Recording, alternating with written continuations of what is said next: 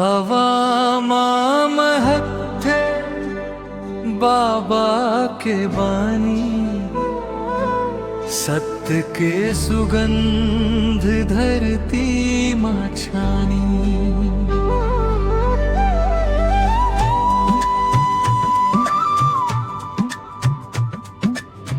बाबा घासीदास के परसादी हवा, मन ला शीतल कर दे रेदा।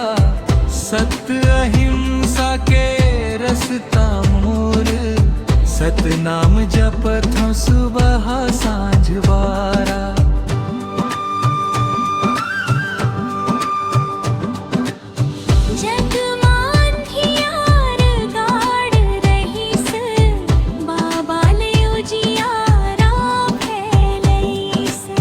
सतनाम कही के जन मन ला, नवा परसादी बानी सुनीस।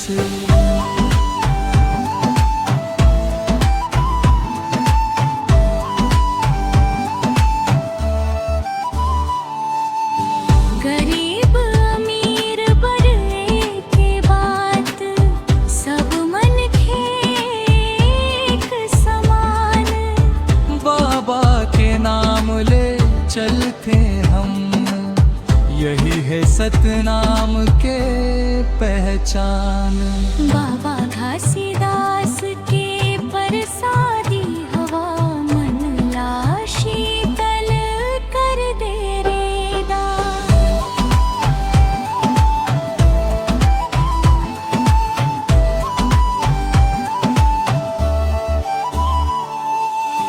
जे मन दुख बे बोझा ढोवत, बाबा ले ओ मन राहत पावत।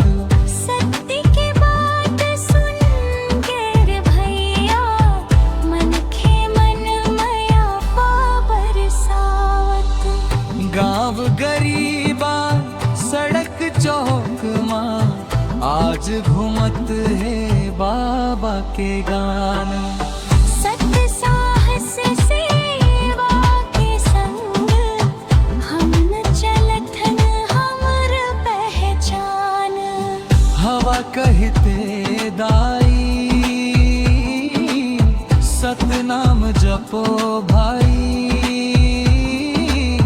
बाबा के कृपा बगरे है आए, बानी गूंजे मन माँ खिले प्रसाद। बाबा घासीदास जय जय जय।